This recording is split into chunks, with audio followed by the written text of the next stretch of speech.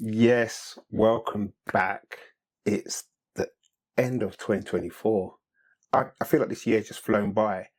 I've done a recap on all the trainers I bought, and honestly, I did well. I limited myself to one trainer a month.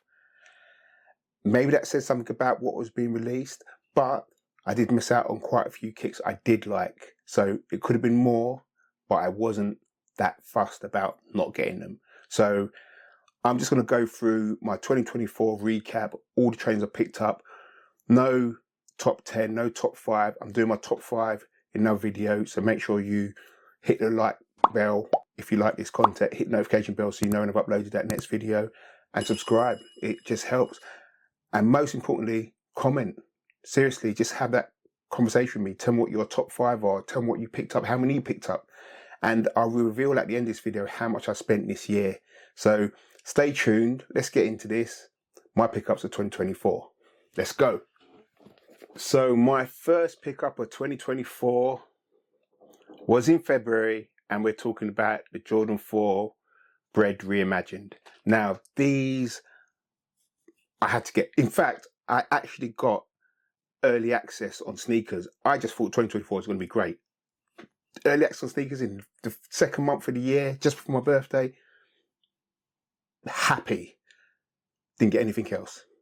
Didn't get any other hits on sneakers that year, apart from women's clothes. Don't know why. These £180 or £190 on sneakers, if I remember correctly. All upper leather, same colour as the original Breads.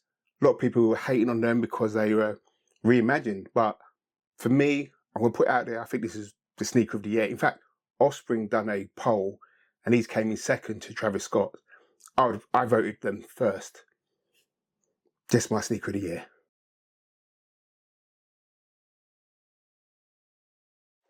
The next one I picked up were technically not released in 2024, but these are my pickups in 2024.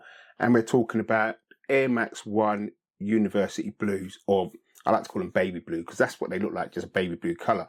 These actually turned into my beaters. I can't lie. These were just so comfortable, material so nice. It's a throwback to what Nike used to do with the Air Max 1s. Just the felt upper, the webbing on the toe box. Just a nice kick, and I could wear them for anything. These turns my beat. Look how dirty these are. I need to clean them, honestly.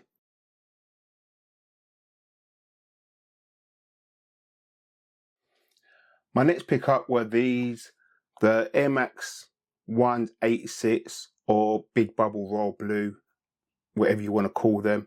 These released for £145. I had the original Big Bubbles in the traditional fire red colorway. And yeah, I just saw these, had to get them, and lucky enough to hit them. Again, material goes back to the old days, nice felt on top, and that webbing on the toe box. I haven't even worn these. This is one of the kicks I haven't worn, but I still think they look a bit weird with that Big Bubble, but it was just one to pick up. £145, you just can't go wrong.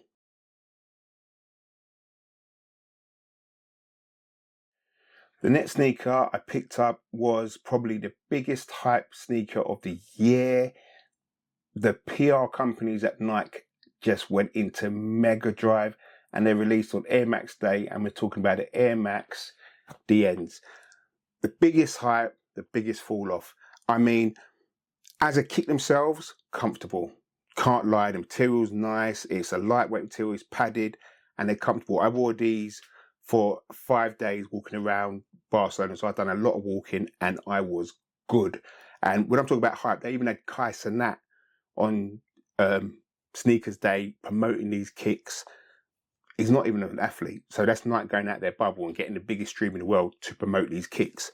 They come in every different colorway you can imagine, women's, men's colorways, anything. I remember like one of my good friends, she even got an early pair to promote for a brand. I'm not going to say their name, but this is how big they were pushing these kicks.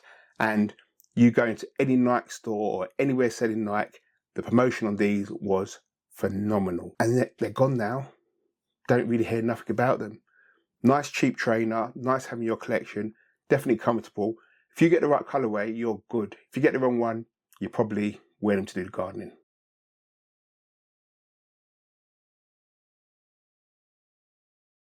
My next pickup were the Adidas Fear of God basketball. I don't even know what you actually call them. I can't remember, but they're the high basketballs. I love this. The material on these are phenomenal. The only disappointment is, you see how big this midsole is? There's no real cushioning. They're quite a flat kick. You'd think they'd be quite bouncy, but they're not. They're quite hard to get on because of the way the laces are. But once they're on, they look decent. I wore them for an event, going to watch basketball, and they hurt. I have to admit they hurt, but they looked great.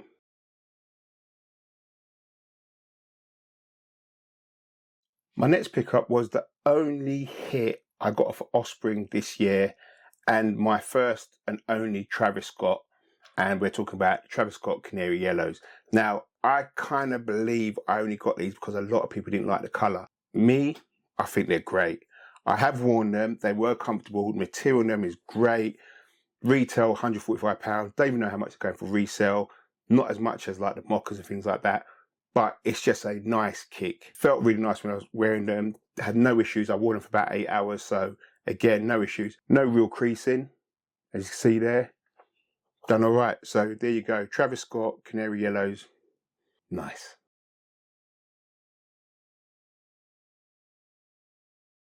Now there is a big jump in terms of pickups after those Canary Yellows. And I didn't pick these ones up until later in the year or mid the year, around August time. We're talking about the Air Force One Oil Greens.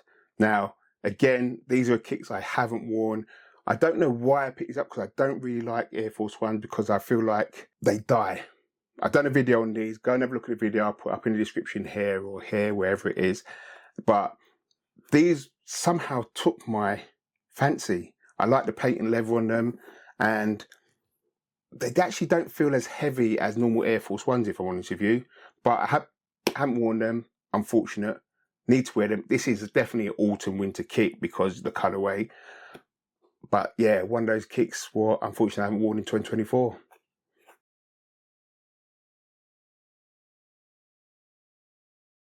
My next pickup was actually one I really wanted, and I actually hit on it. And I actually hit on the sneaker app. So again, I don't know why, maybe there's a lot of them, but they did sell out pretty quick apart from the small cars. And we're talking about the Jordan 1 mockers. Now, be honest with you, these are the closest you're going to get to the Travis Scott ones. They're literally identical in terms of colour, apart from the upside down swoosh and all that stuff and whatever. But the material on this is really great. The leather on the toe box, the leather around the sides, the suede on the heel, and the leather mud guard on the toe box is great. Everything about this kick is great. Again, one I think I've worn, but I can't remember. But I honestly think I haven't. I think I just tried them on, if I'm honest with you, because I cannot remember where I wore them out, which is strange. Jordan 1 Low, mockers, retailed for £145. Nice pickup. Definitely get one if you can get one in your collection now. My next pickup was probably one of the collabs of the year in the terms of the silhouette. It's a kind of new silhouette. It done better than you would expect for a new silhouette, especially with Nike, where they gave something to someone and they kind of chopped it down and made it different. And we're talking about the Nigel Sylvester Jordan 4 RMs. I picked up the black cap version, triple black. This spoke to me more than the original versions. I know the original versions had a bit more signature styling to them because those were his first release, which is the green pair. I just wasn't feeling that colorway, if I'm honest with you. When I saw these, I just had to get them. Done a short review on these. Really comfortable, really padded. It feels like an SB. And I hear in 2025 he's going to be releasing pine green, like the Jordan 4 SB pine greens in the colorway. I think that's one to pick up. If it's padded as it is now, I'm definitely going to try and get those ones.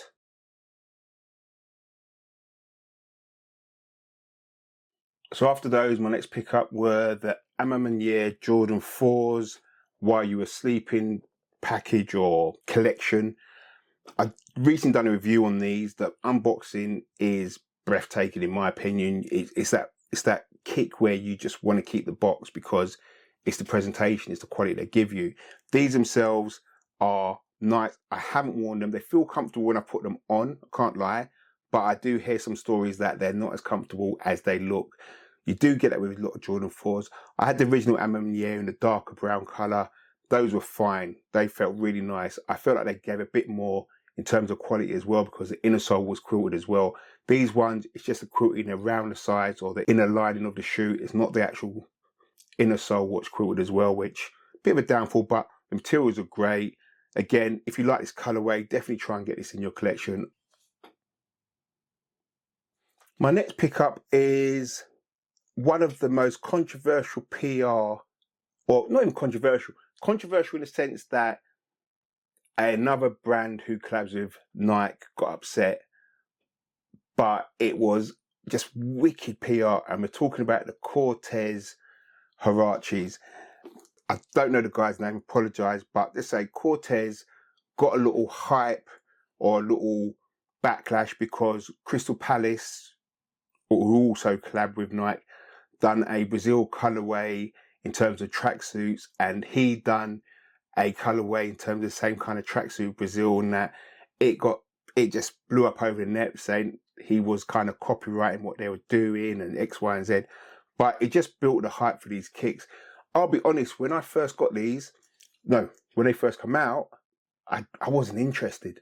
But then I just kept on seeing on feet shots, and it just appealed to me. I wasn't a big fan of these kind of Huaraches back in the day. So when they released them in this, I wasn't, But the material, I'm so glad I did go out and pick them up. Materials are great. The stuff you get with them, great. And as you can tell, this is another kick I haven't worn this year, but I do plan on it. I hadn't even done a review on them, so watch out. I'm definitely going to do a review on these. I know there's been tons of reviews, but this is my review after wearing them for a little while, so watch out for these.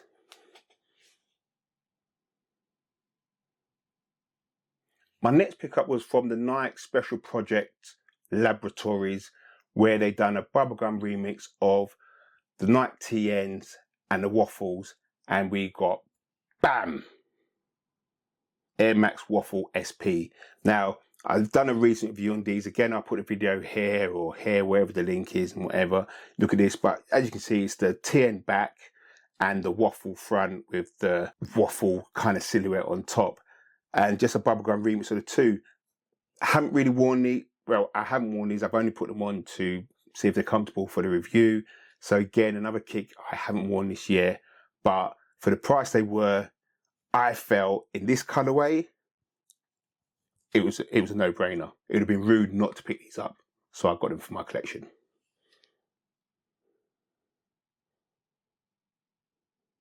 One of my favorite pickups of the year had to be Black Cements, Jordan 3 Black Cements reimagined. I know a lot of people didn't like the reimagined. They're saying, it's not true to original. I don't care. These are nice. The leather's nice. They feel comfortable. I've worn these. I've worn them a few times. Look, I'm just in them. They're that comfortable. I'm just in them. And again, probably one of my top 5 releases of the year. Come at me if you want. Let me know yours. But yeah, Jordan 3 cement, Black Cements.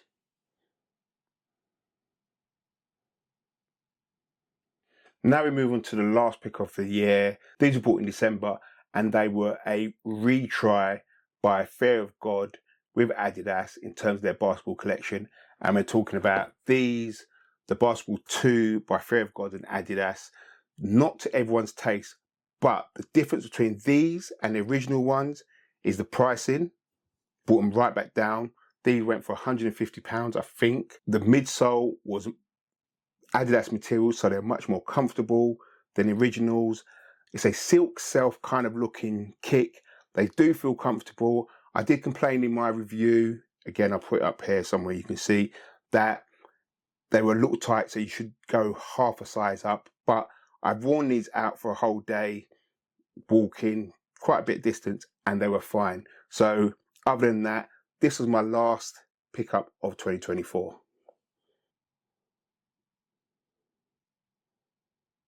So there we have it, my 2024 pickups.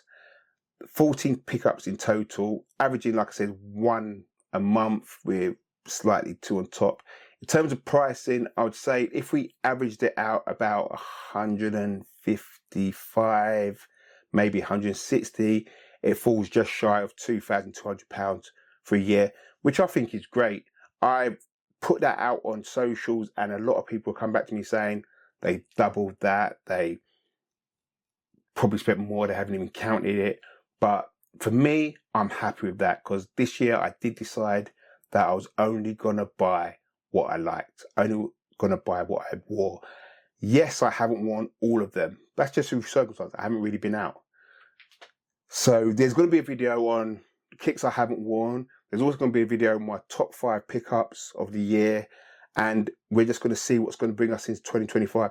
From what I've seen already, 2025 is looking decent. 2025 looks like I'm going to be spending more than £2,200 on kicks for the year. But we never know. That's me, Patrick T. I'm out. Peace.